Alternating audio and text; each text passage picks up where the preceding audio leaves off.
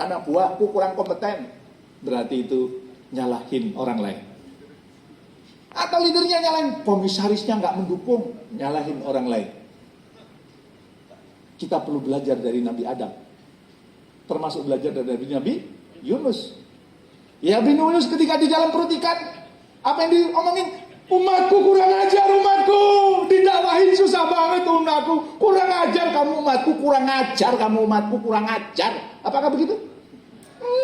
Di dalam perut dia mengatakan, la ilaha illa anta subhanaka ini kuntu minadz dzalimin. Ya Allah, tidak ada Tuhan selain Engkau. Ini kuntu minadz dzalimin, sesungguhnya aku mendolimi diriku sendiri. Ya Allah. Begitu keluar dari perut ikan, apa yang terjadi? Kasih makanan lagi. Pinter kamu ya. Insyaallah nasallah ya Allahumma shalli ala sayyidina. Ya. Dan masyarakatnya jadi beriman gak? 100.000 bro, tanpa harus didakwahi. Kadang-kadang kita merasa ini bisnis karena teori bisnisku, karena pengalamanku, hasil kuliahku, hasil pengalamanmu. Berarti dia menghilangkan peran Allah di dalam diri, di dalam bisnisnya. Susah. Tapi kalau kemudian ada ya Allah, ini bisnisku, ini jalan hidupku, aku serahkan kepadamu, bantu aku ya Allah, bantu aku, tolong aku, temani aku ya Allah. Ini berhasil karena peranmu ya Allah. Dan kalau kemudian bisnis kok rugi, mungkin ada dosa yang aku lakukan, maafkan aku ya Allah, la ilaha illa anta, ini kuntu minadz dzalimin ya Allah, ampuni aku. Saya sudah mempraktekkan itu, alhamdulillah bisnisnya jadi untung. Bukan berarti kita ngamalkan untuk itu ya. Kadang-kadang kita merasa salah satu bentuk sombong ini bisnis berhasil, aku mempraktekkan ilmu bisnis itu. Sombong. Ya kan? Itu berhasil karena izin. Secanggih ilmu Anda, kalau Allah tidak mengizinkan, nggak akan berhasil. Ya. Nah, kendali diri internal. Kendali diri internal itu ambil tanggung jawab terhadap apa yang terjadi pada diri dating. Bukan hanya menyalahkan diri, tapi kita merasa bahwa kita ikut kontribusi. Saya belum lama ini ngumpulin para trainer-trainer dari seluruh Indonesia. Saya tanya kepada Anda, apa menurut Anda problem yang dihadapi?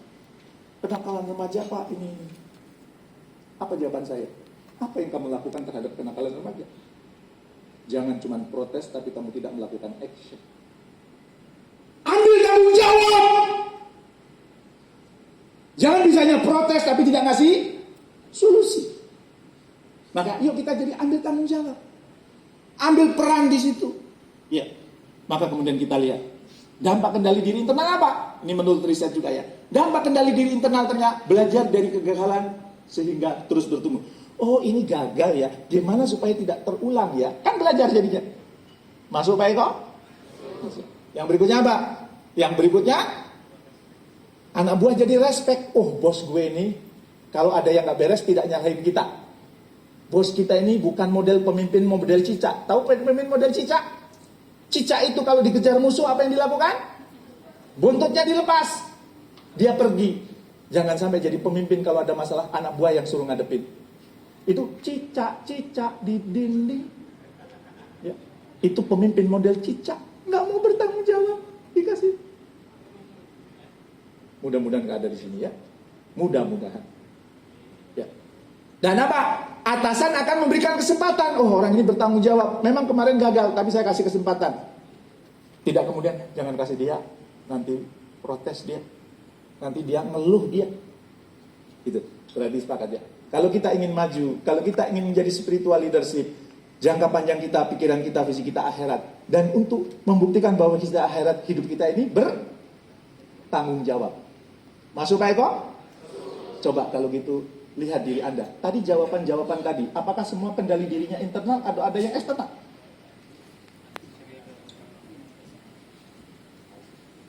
Ada yang nyalahin orang? Tadi misalnya, yayasan tidak mendukung. Kan pihak luar. Gak apa-apa ya, ini kan pas belajar ya. Apalagi tadi? Orang tua. Orang tua dibawa-bawa, Mas. Ya. Obat. Ini saya nggak apa-apa kan ini lagi belajar. Orang tua tidak mendukung. Lebih ya. Berarti itu kendali dirinya internal. Apalagi tadi? Hah? Kalau males internal, kalau kita yang males. Tapi kalau yang males anak buah eksternal. Yang gini nggak akan maju-maju. Terus yang sudah jawab terlanjur eksternal gimana? Ini mau belajar nggak Bapak? Ya, oke. Mari kembali pada masalah Anda. Apa perilaku ambil tanggung jawab yang akan Anda lakukan? Kalau sudah terlanjur tadi kontrol dirinya eksternal, ayo kita berubah. Setelah ini kan kita ingin maju. Gimana caranya? Yang eksternal diubah menjadi internal.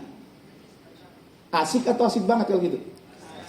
Contohnya apa? Nih, contoh. Mohon maaf ya, kekecilan ya. Misalnya nih, terbatasnya kompetensi yang dimiliki oleh sebagian karyawan. Anda pemilik bisnis nih. Anda ngomong gini, Pak, karyawan saya kompetensinya nggak merata Pak. Berarti itu eksternal lah. Yang kedua ini, ayo Pak, saya sebagai manajer pusing Pak. Arah kebijakan bos susah Pak. Arah kebijakan bos itu sering berubah-ubah Pak. Pusing. Berarti itu mau maju, mau bertanggung jawab, ubah menjadi internal. Gimana contohnya internal? Yang pertama ini misalnya, terbatasnya kompetensi yang dimiliki oleh sebagian karyawan, maka diubah menjadi internal. Gimana ubah internal? Saya kurang memberikan kucing pada bawahan. Jadi internal kan? Kira-kira kalau menjadi saya kurang memberikan kucing pada bawahan, kira-kira berdampak positif atau negatif? Positif, kita hanya belajar. Yang arah kebijakan dari top level sering berubah-ubah, diubah. Saya masih kurang beradaptasi terhadap perubahan kebijakan top level. Saya yang kurang beradaptasi, bukan bos yang gonta-ganti. Masuk Pak Eko? Begitu juga di rumah tangga, jangan. Suamiku tuh sibuk terus. Sekarang diganti. Ya, aku masih perlu menemani anak-anak jauh lebih banyak waktunya. Misalnya gitu ya. Dan kalau sudah internal, nggak cukup. Berarti apa? Ilmu tidak akan mengubah hidupmu. Yang mengubah hidupmu adalah action berdasarkan. Maka rencana aksi. Dibuat rencana aksi. Menetapkan jadwal kucing secara berkala pada bawahan. Seminggu sekali misalnya. Sementara yang ini, rencana aksinya apa? Menginisiasi forum komunikasi untuk mendapat penjelasan terkait kebijakan. Jadi action nggak? Jadi lebih positif nggak? Misalnya tadi orang tua, Mas ya, Mas. Misalnya orang tua bisa diganti internal. Aku perlu banyak diskusi dengan orang tuaku. Seminggu sekali. Sama, saya dulu PNS. Bapak Ibu saya dulu PNS. Kenapa? Karena bapak saya bilang, Mil, wiki wong Jawa. Kamu itu orang Jawa, cocoknya PNS. Nggak usah bisnis. Bisnis itu urusan orang Cina, urusan orang Padang. Padang itu pandai dagang. Urusan bisnis orang Padang jago. Dan tidak ada dalam sejarah orang Padang jadi atlet, apalagi jadi pembalap mobil. Kenapa? Karena setiap ikut balapan mobil, di setiap tikungan dia berhenti. Kayaknya cocok buka warung Padang di sini. Kesalin sama yang lain. Ya. Tapi saya nggak cocok jadi PNS. Setiap 2 bulan sekali saya pulang ke Lampung, Mas. Pak, aku nggak mau jadi Namil wong Jawa PNS. Nggak berhasil, saya nggak nyalin orang tua. Saya beli buku cara negosiasi. Setelah saya pelajari, saya pulang ke Lampung lagi, saya negosiasi, gagal lagi. Ikut training bagaimana influence other, mempengaruhi orang lain. Saya ikut training, saya praktekin, nggak mempan. Tapi saya tidak pernah nyalin orang tua saya. Saya yang perlu berlatih bagaimana menaklukkan. Setelah 2 tahun tidak berhasil, saya ngadu sama guru saya. Guru, kenapa nggak berhasil 2 tahun? Setiap 2 bulan saya pulang, berarti sudah berapa tuh? Sudah 12 kali saya lobby orang tua saya. Saya training sudah terapkan. Buku sudah terapkan. Apa jawabannya? Yang itu tidak akan pernah saya lupakan. Jamin. Membolak-balik hati bukan pekerjaan manusia. Jangan pernah ambil tugasnya Allah menjadi tugas kamu. Membolak-balik hati itu tugasnya Allah, bukan tugasnya kamu. Terus tugas kamu melakukan proses sebaik-baiknya. Terus semua cara sudah kamu lakukan ya. Sekarang tugas kamu tinggal berdoa supaya Allah membolak-balikkan hati orang tuamu. Sudah, saya pulang ke Lampung, di jalan saya berdoa. Ya muqallibal qulub, wahai engkau yang membolak-balik hati, izinkan orang tuaku meridhoi aku, supaya aku keluar dari PNS. Sampai Lampung saya bilang, Pak, Bapak itu sayang gak sih sama aku? Ya sayang banget lah nih. Kalau sayang Pak, aku gak cocok jadi PNS. Loh kamu gak perasaan jadi PNS? Enggak. Ya udah kalau gak perasaan keluar. Bener Pak, bener salaman tuh. Boleh keluar Pak. Boleh. Langsung saya pulang sebelum Bapak saya berubah pandangan. Saya mengajukan surat pengunduran diri. Saya keluar dari PNS. Allah meridhoi. Ya, apalagi setelah itu Bapak saya berangkatkan haji, ya kan? Setelah keluar PNS tuh, Pak, dulu kalau jadi PNS gak haji Pak. Kalau jadi abidin atas biaya dinas Pak, ini anakku yang memberangkatkan atas izinku. Yang yayasan juga. Berarti perlu ilmu menaklukkan yayasan. Bukan, aduh yayasan ini diajak maju susah. Stres nanti deh. Kita yang berubah, gimana supaya menaklukkan? Ya. Hah? Payah nih SDM, ya ampun. Sudah dibayar mahal-mahal, payah. Stres Bu, akhirnya wajahnya lebih tua dari usianya. Karena kita mikirin orang lain, padahal membolak-balik hati orang lain tugasnya. Ya, maka ubah yang internal. Oh, aku kurang care sama mereka. Aku kurang memberikan perhatian sama mereka. Bahkan aku pun tidak tahu sebenarnya bahasa cinta dia itu apa, sehingga hadiahku salah terus. Masuk Pak Eko? Maka di bagian pertama ini pesan saya, jadilah orang yang bertanggung jawab agar mampu bertumbuh dan selamat di. Kenapa Nabi? Pertanyaan saya, Iblis dulu di surga? Nabi Adam di surga? Iblis bisa kembali lagi ke surga? Nabi Adam bisa kembali ke surga? Apa bedanya?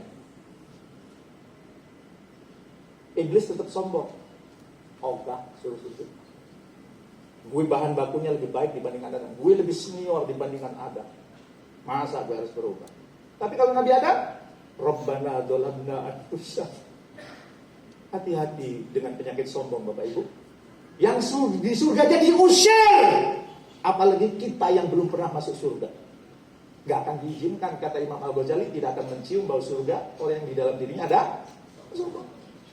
Dan biasanya orang-orang yang sombong itu tidak bertanggung jawab. Nyalain orang karena dia merasa lebih hebat. Dia yang salah. Dia yang salah. SDM-nya kacau. Mintanya bayaran doang. Kerjanya ogah. Masuk Pak Eko? Kalau gitu supaya lebih semangat, bisa berdiri dulu sih. Bisa berpasang-pasangan, berhadapan-hadapan.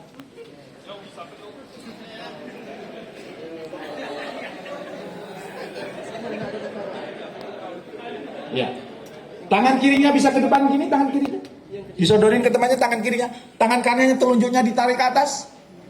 Letakkan di telapak tangan pasangannya. Saya akan membuat permainan, ya telunjuknya ditaruh di telapak tangan temannya. Ya.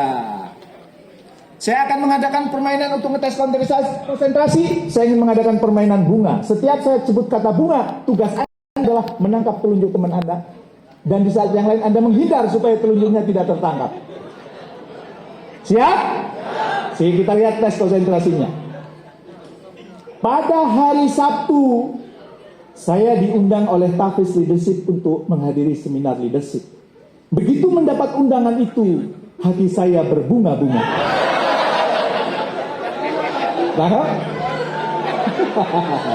balik lagi.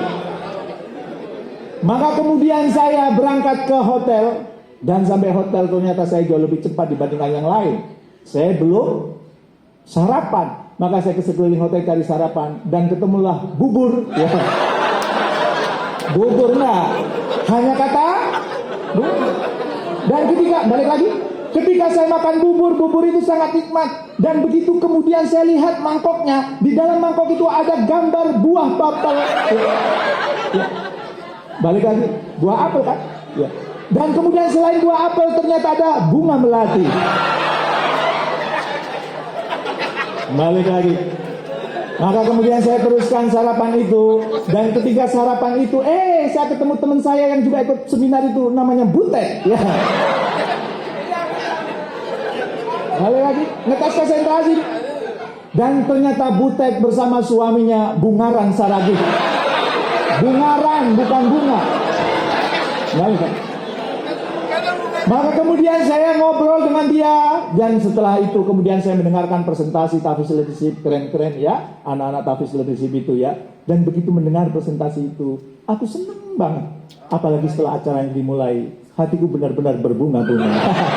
Oke, tepuk tangan buat kita semuanya.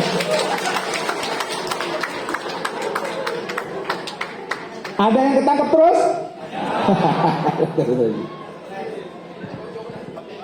Oke. Untuk menjadi seorang spiritual leader, ada 3 prinsip. Prinsip yang pertama apa? Visinya jangka panjang, akhirat. Dan membuktikan bahwa kita visinya jangka panjang, kita menjadi orang yang bertanggung jawab. Kontrol dirinya, kendali dirinya, internal. Jangan mudah menyalahkan orang lain. Selama Anda masih terbiasa menyalahkan orang lain, Anda belum layak jadi pemimpin. Yang menyalahkan orang lain itu staff. Tapi kalau sudah pemimpin, dia bertanggung jawab terhadap dirinya. Dia tidak mudah menyalahkan orang lain. Sebelum dilanjutkan, ada pertanyaan? Silakan. Bisa pakai mic.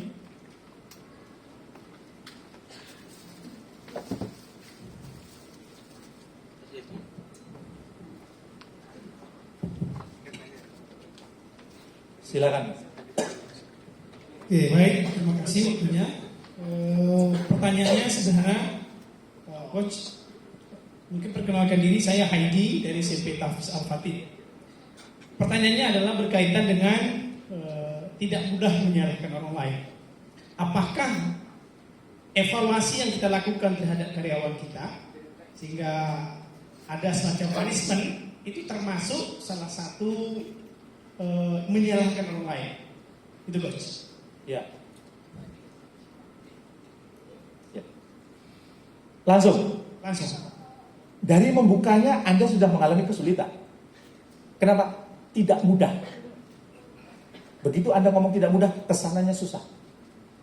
Karena apa? Proses pembentukan nasib seseorang dipengaruhi oleh karakter, karakter dipengaruhi oleh kebiasaan, kebiasaan dipengaruhi oleh tindakan, tindakan dipengaruhi oleh pikiran, pikiran dipengaruhi oleh perasaan. Kalau Anda punya perasaan dan pikiran susah, maka susah beneran. Maka kalau mau, Coach, nggak apa-apa, susah, tapi insya Allah bisa. Itu bisa, atau mudah. Karena perasaan mempengaruhi. Ini saya mau cerita kepada yang ibu-ibu. Ada wanita datang ke saya, manggil saya babe, ya. Kenapa laki-laki yang melamar saya selalu laki-laki brengsek gitu? Saya bilang, laki-laki yang berikutnya juga brengsek. Babe, jahat. Bukankah kamu punya perasaan dan pikiran bahwa laki-laki yang datang kepada kamu laki-laki brengsek? Terus gimana, Ben? Ikuti kata-kata saya. Laki-laki yang datang kepadaku adalah laki-laki tampan, mapan, menjadi imam di dunia, menyelamatkan di akhirat. Ya nggak ada lah, Ben. Begitu kamu bilang nggak ada, nggak dapat. Allah sesuai dengan perasaan. Kalau gitu coba, Ben. Oke. Ikuti kata-kata saya. Laki-laki yang datang kepadaku, laki-laki tampan, mapan, menjadi imam di dunia, menyelamatkan. Ulangi. Sampai beberapa belas kali, sudah, saya ingin tanya, apa arti tampan buat kamu? Tampan itu begini, deh. Oke. Apa arti mapan buat kamu? Mapan itu begini, deh. Apa arti menjadi imam di dunia buat kamu? Menjadi imam di dunia itu begini, deh. Apa arti menyelamatkan di akhirat buat kamu? Itu begini, deh. Sekarang ulangi dengan penuh perasaan. Nangis, deh. Laki-laki yang datang kepadaku, laki-laki yang tampan, mapan, menjadi imam di dunia dan menyelamatkan dia. Kamu yakin bisa dapat itu? Ya. 5 bulan yang lalu saya menjadi saksi pernikahan dia. Dapat laki-laki yang tampan dari Pekanbaru. Kaya, karena sudah punya perusahaan, bapaknya orang kaya. Soleh, menyelamatkan di akhirat, wallahu a'lam. Dimulai dari mana? Perasaan. Itu adalah wanita ke-30 yang saya jodohkan. Saya sudah menjodohkan 30 pasangan. Sekarang sedang mencari mangsa yang ke-31. Ada yang mau dijodohkan? Prinsip nyari jodoh itu gampang. Jangan pernah cari yang beda keyakinan. Maksudnya apa? Anda yakin mau, yang sono yakin gak mau. Itu beda keyakinan. Nah, berarti begitu. Dimulai dari bisa. Apakah mengevaluasi? Ya enggak, beda dong. Selama kemudian kita evaluasi nanti, bahasannya ketiga, didasari oleh cinta, bukan dendam. Kamu sudah dapat gaji, kinerjanya jelek. SDM tidak berkualitas. Itu namanya perasaannya sudah negatif, menghasilkan pikirannya, tindakannya, kebiasaannya, karakternya, nasibnya negatif. Anak saya yang pertama itu, Pak, ya, aku kok ingin tinggal di Jerman ya Pak. Terus, kalau bisa aku dapat jodoh di Jerman. Terus, aku mau mengamalkan ilmunya Bapak. Perasaan mempengaruhi pikiran, pikiran mempengaruhi tindakan, tindakan mempengaruhi kebiasaan, kebiasaan mempengaruhi karakter, karakter mempengaruhi nasib. Terus apa? Ya, aku merasa bahwa aku sudah merasa tinggal di Jerman. Terus aku belajar bahasa Jerman, bla bla bla bla, dan aku ingin mendakwahkan Islam di Jerman. Oke. Apa yang terjadi? Beberapa bulan kemudian dia ditelepon. Kak Nadira, namanya Nadira. Iya, Kak Nadira, setelah ngomong gini, Kak Nadira mau nggak jadi ambasador kami? Oh boleh, ambasador apa? Kursus bahasa Jepang, kursus bahasa Jerman. Boleh, syaratnya satu, Kak Nadira apa? Kak Nadira harus tinggal di Jerman. Berangkat nggak? Allah itu mudah memberangkatkan orang ke Jerman. Tapi kita harus berbaik sangka dulu sama Allah. Bisa, bukan? Tidak sulit. Capek Pak, wajahnya lebih tua dari usianya Pak. Karena sudah ngomong sendiri tak sulit sama Allah, jadi sulitin bener. Masuk Pak Eko? Masuk. Gitu kira-kira. Evaluasi bukan dalam rangka menyalahkan. Kalau niatnya tulus, nanti saya bahas yang di ketiga ya. Ada lagi? Silakan. Saya sambil minum ya.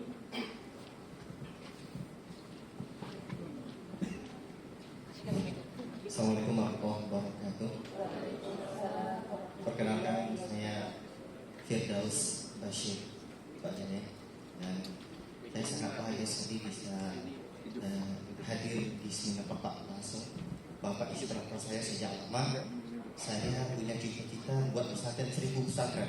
Alhamdulillah sekarang sudah 6 Pak. Saya seorang anak kampung. Saya seorang anak yang dulu kampung di Desa Hulu, di Kampar Kiri Hulu, di Provinsi Riau juga. Nama desa saya Tudai. Saya sendiri buat kepanjangan luar daerah Indonesia, sinyal kagak ada. Tapi masih di Kabupaten Kampar, Provinsi Riau. Pak Jamil, saya selalu koleksi buku Bapak. Saya banyak terinspirasi oleh Bapak, dan saya bercita-cita saya di seminar ini, dan 2 hari Bapak menemui saya bisa memeluk Bapak. Jazakallah khairan wa hifdzakillah. Pertanyaan saya Pak Jamil, karena cita-cita saya rasanya tidak kecil, dan saya selalu mendengar Bapak, saya melahirkan 10.000 trainer, leader.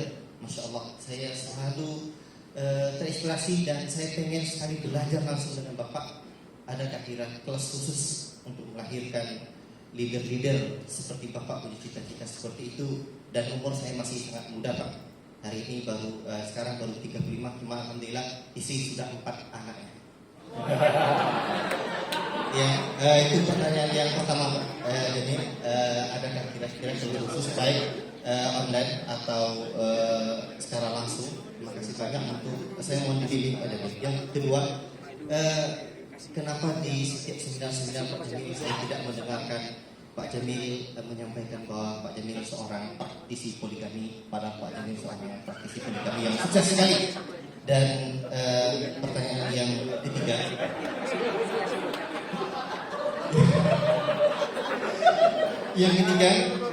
Pak Jamil, tadi Bapak menyampaikan ada 4 poin spiritual leadership. Saya mohon diulang yang 2, 3, dan 4-nya. Terima kasih banyak Pak Jamil.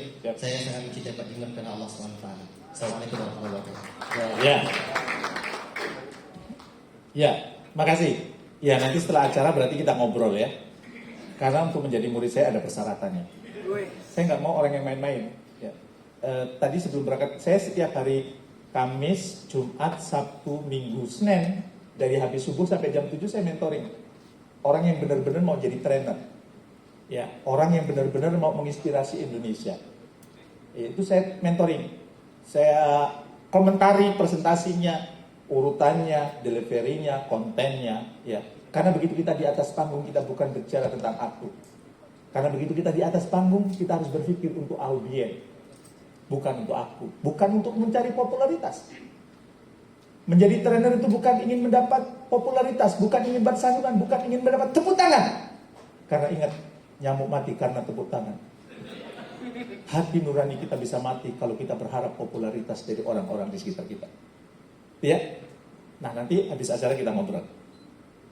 Yang kedua, tidak menikah, istri satu, poligami, itu pilihan. Dan itu tidak bisa dipaksakan kepada orang lain. Ya, maka saya juga tidak mau memaksakan. Walaupun istri saya dua-duanya akur, saling support, saling mendukung. Ya, iya akur. Iya, kan terus kenapa? Kalau keluar daerah ini gantian. Ini sekarang istri saya yang pertama yang ikut. Mereka sudah bicara. Nanti pas di Bali, kamu yang ikut besok. Nanti istri saya pulang dari sini kan ke Bali. Ini istri saya suruh ke Bali. Yang kedua. Ya. Dan 2 bulan sekali kami punya acara bareng-bareng. Dan itu biasa aja. Dan itu tidak mau saya pamerkan. Karena memang kita buat kesepakatan poligami itu pilihan. Anda tidak tahu kenapa saya mengambil keputusan itu kan. Banyak hal yang kemudian di belakang itu yang melatar belakangnya kenapa saya memutuskan itu. Kita tidak boleh menghakimi orang. Ya, dan Anda juga tidak boleh menghakimi saya. Karena saya tahu tentang diri saya tahu tentang istri saya. Maka saya putuskan untuk itu, dan itu bukan untuk ditularkan. Karena percuma ditularkan kepada orang yang tidak punya nyali.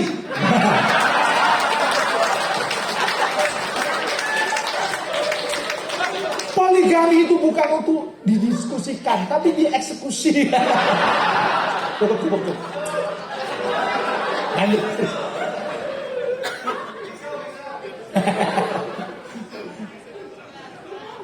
Ya. Jadi anak saya 5 dari 2 istri itu. Dan alhamdulillah ya, anak saya dari yang istri pertama lebih dekat dengan istri kedua. Anak saya yang dari istri kedua lebih dekat dengan istri yang pertama. Jadi saling support satu dengan yang lain. Tapi bukan itu masalahnya. Kita bukan lagi diskusi itu. Dan saya memang kalau diundang untuk menjadi pembicara poligami saya tidak mau. Karena khawatir muncul kesombongan, muncul macam-macam. Tapi kalau diskusi-diskusi sih oke. Ya walaupun banyak orang diskusi, setelah itu nggak dieksekusi juga. Ya. Termasuk tadi, saya punya anak 4 anaknya. Sebenarnya itu punya dari kalau saya pakai ilmu alam bawah sadar, dia sebenarnya punya kepinginan. Tapi nggak berani. Bangun 1000 pesantren berani, nambah nggak berani. Yang ketiga apa tadi yang ketiga? Tadi spiritual leadership, terus yang kedua, ketiga, keempat. Yang kedua, ketiga? Ya kan belum. Ini baru menjelaskan yang pertama. Iya. Sabar ya, innallaha ma'as-sabirin. Kalau berkaitan dengan sahabat, saya pernah bawa istri saya ke rumah salah satu ustadz. Waduh Mas Jamil, selamat Anda keluarga ahli surga. Dari mana Anda tahu saya keluarga ahli surga? Keluarga ahli surga itu cirinya satu. Keluarga itu bersyukur dan bersabar. Dari mana Anda tahu kami bersyukur dan bersabar? Ya, Pak Jamil bersyukur dapat istri yang sangat cantik. Dan istri Pak Jamil bersabar dapat Pak Jamil. Itu keluarga ahli surga. Sampai ahli surga kan?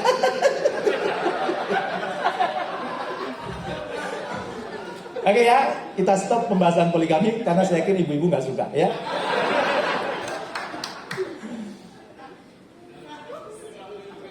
Kalau istri saya ini jarang di sosial media. Istri saya kedua itu yang sering di sosial media. Jadi kadang kalau orang sosial media taunya istri saya Sophie Beatrix, ya kan? Yang ini Dwi Riani Judiastuti. Lulusan IPB kalau yang ini, kalau Sophie Beatrix lulusan UNER, ya. Lanjut ya. Ya. Kenapa tiba-tiba hening? Salah pertanyaannya memang. Oke, prinsip spiritualisasi yang kedua. Kalau yang pertama apa tadi? Visinya jangka panjang. Ya. Akhirat. Dan untuk membuktikan bahwa visi kita jangka panjang, kita menjadi orang yang bertanggung jawab. Ya, bertanggung jawab. Termasuk bertanggung jawab terhadap istri, bertanggung jawab mendidik anak, ya, bertanggung jawab. Maka yang kedua, selalu ya punya big why. Mengapa saya melakukan ini?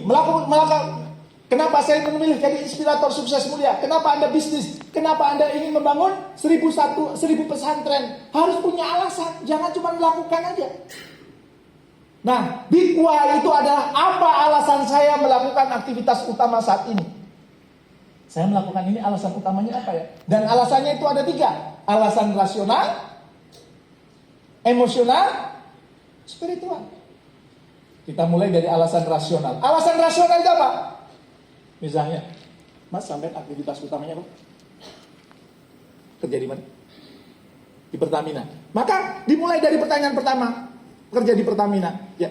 Alasan rasional. Apakah aktivitas utama saya, aktivitas utama ini, apabila aktivitas ini sukses, apa untungnya buat saya? Kalau saya sukses di Pertamina, apa untungnya buat saya? Itu namanya alasan. Kenapa saya kerja di Pertamina? Misalnya kan, gajinya gede, ya kan? Walaupun mungkin nggak cocok sama komisarisnya, mungkin ya. Mungkin saya nggak tahu ya. Ya, kudu ketemu tuh alasannya. Alasan yang saya berikutnya apa? Apa dampak terbesar bagi kehidupan saya atas pencapaian aktivitas utama kalau? Ya. Kalau seandainya aktivitas utama saya tercapai, apa dampak terbesar buat hidup saya? Itu alasan. Saya menjadi inspirator. Apa untungnya buat saya? Apa dampak terbesarnya buat saya? Saya punya jawabannya. Jawabannya boleh, kenapa kamu kerja di Pertamina? Ya gajinya gede. Apa dampak terbesar? Anak saya bisa sekolah yang terbaik. Buktinya anaknya pilih banget. Ya, anaknya seger, misalnya gitu. Keluarganya bisa berangkat umroh setiap tahun misalnya, silahkan. Itu alasan rasional. Alasan yang kedua adalah alasan. Kalau alasan rasional biasanya untuk kepentingan diri. Kalau alasan emosional biasanya untuk kepentingan orang lain. Apa makna aktivitas utama bagi kehidupan saya? Ngapain saya kerja di Pertamina? Apa makna saya kerja di Pertamina? Karena kalau ketemu jawaban ini, beda lo kerja. Saya kan pernah dikontrak oleh perusahaan lah, ya perusahaan BUMN besar keliling Indonesia. Setiap 1 minggu saya keliling Indonesia, ngisi training di berbagai kota. Ya, hampir semua kota di Indonesia saya kunjungi selama ada cabang perusahaan itu. Suatu saat saya ngisi di Solo. Saya biasanya habis subuh, setelah ya melakukan aktivitas rutin, kemudian saya olahraga. Waktu saya olahraga, jogging, ya habis subuh itu ada orang nyapu. Saya tanya, lagi ngapain Mas? Nyapu. Orang Solo kirain lemah lembut, nyolot ini. Yang kedua saya tanya, lagi ngapain Mas?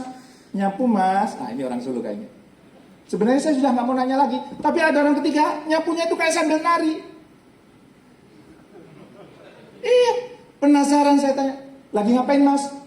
Saya sedang mempersembahkan Piala Adipura untuk Solo. Beda? Beda. Coba kalau Anda kerja, lagi ngapain? Kerja. Gak melihat. Itu yang pertama. Kedua, kerja Mas. Yang ketiga, saya sedang berkontribusi untuk pendapatan APBN Indonesia lewat Pertamina. Kan bisa juga. Itu alasan, manfaatnya buat orang lain. Pertanyaan saya selama ini, kalau Anda kerja, kira-kira punya nggak alasan emosional? Atau cuma yang penting gajinya gede.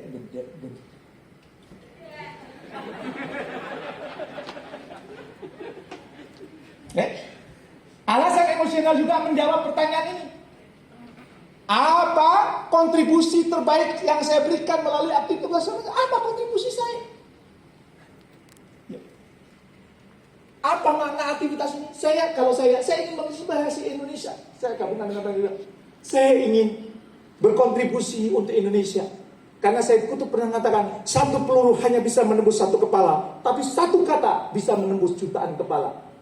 Saya ingin menginspirasi jutaan orang melalui kata-kata. Saya lahir di Indonesia, besar di Indonesia, mencari nafkah di Indonesia. Saya perlu berkontribusi untuk Indonesia. Bisanya lewat kata-kata, maka saya jadi inspirator sukses. Masuk Pak Eko? Masuk. Kalau sudah punya alasan ini kuat, tapi kalau kerja nggak punya alasan, cuma rutin tadi, rumah, mobil, kantor, mobil, rumah. Itu robot berbentuk manusia. Dan kalau mau lebih kuat lagi, ada alasan spiritual. Contohnya apa sih? Ini, apa yang meyakinkan saya bahwa aktivitas utama saya ini dicintai oleh Allah? Dan yang berikutnya, seberapa besar kecintaan Allah dan Rasulullah dengan aktivitas utama saya ini?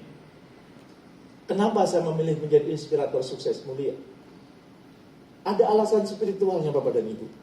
Ada hadis riwayat Tirmizi yang itu saya tanamkan kuat dalam diri saya yang berbunyi, sesungguhnya Allah, para malaikat, penghuni langit, penghuni bumi, bahkan semut di lubang, ikan di lautan berselawat kepada orang yang mengajarkan kebaikan.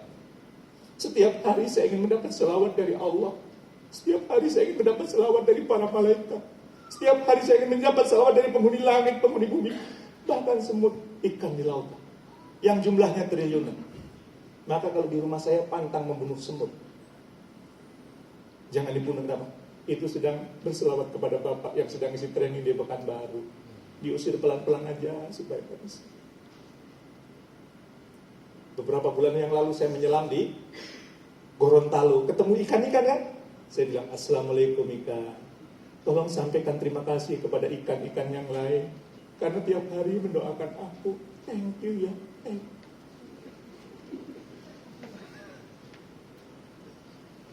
Maka Anda nggak bisa menghentikan saya untuk berbagi inspirasi. Kenapa? Saya punya alasan spiritual yang sangat kuat.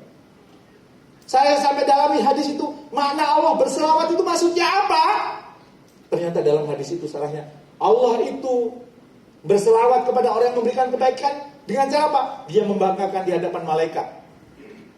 Oh, wahai para malaikat, si fulan tuh hambaku sedang berbagi inspirasi. Aku bangga sama dia. Karena Allah membanggakan di hadapan malaikat, malaikat kemudian mendoakan. Berarti berbagi inspirasi itu didoakan sama malaikat. Karena malaikat mendoakan, penghuni langit juga itu mendoakan. Penghuni bumi, ditegaskan, penghuni bumi bukan hanya yang kelihatan, semut di dalam lubang ikut mendoakan. Ikan di dalam lautan ikut mendoakan.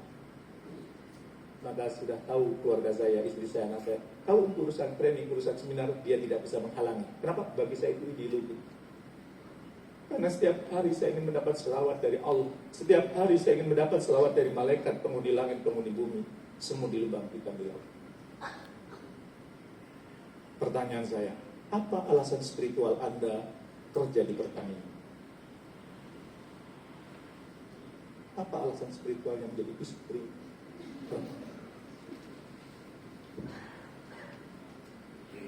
Ya perlu punya, supaya kita itu ada ruhnya hidup itu. Tidak cuma rutin, rumah, mobil, kantor, kantor, mobil, rumah, mobil, kantor.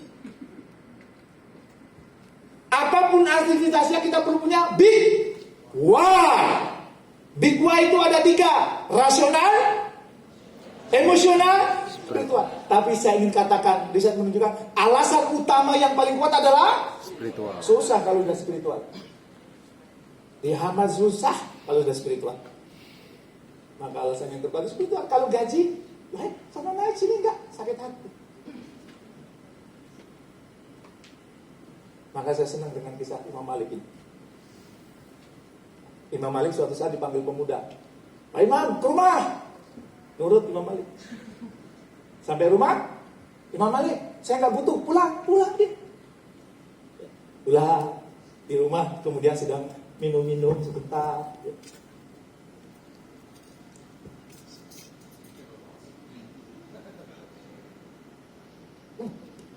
Ini madu belum dicampur ya.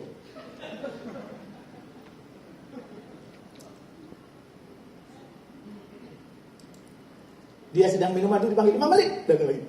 Rumah datang lagi. Sampai situ, Imam Malik saya nggak butuh, balik lagi dia. Duduk lagi. Sampai rumah, Imam Malik ke rumah, datang lagi dia. Sampai rumahnya, Imam Malik saya nggak butuh, balik lagi dia. Dia tetap tersenyum. Pemuda itu heran. Wahai Imam Malik, saya mengundang Anda 3 kali mengusir Anda, dan Anda tetap tersenyum. Apa jawaban Imam Malik? Saya menghadiri undangan Anda bukan karena Anda. Saya menghadiri undangan Anda karena Rasulullah pernah bersabda, barang siapa yang beriman kepada Allah dan hari akhir, muliakanlah tetangganya. Saya memuliakan Anda karena Rasul, bukan karena Anda. Karena Allah saya memuliakan Anda. Jadi kalau kita melakukan sesuatu, kita bantu orang itu karena Allah, bukan karena dia memberikan apresiasi buat aku. Ya, waktu saya ke Pekanbaru dikasih topi ini di bandara, maka aku akan sering-sering ke Pekanbaru, bukan. Tapi karena kita Menservis istri karena Allah. Bukan karena supaya dia berbakti kepada aku. Salah niat itu namanya, bro. Suami taat sama istri taat sama suami juga karena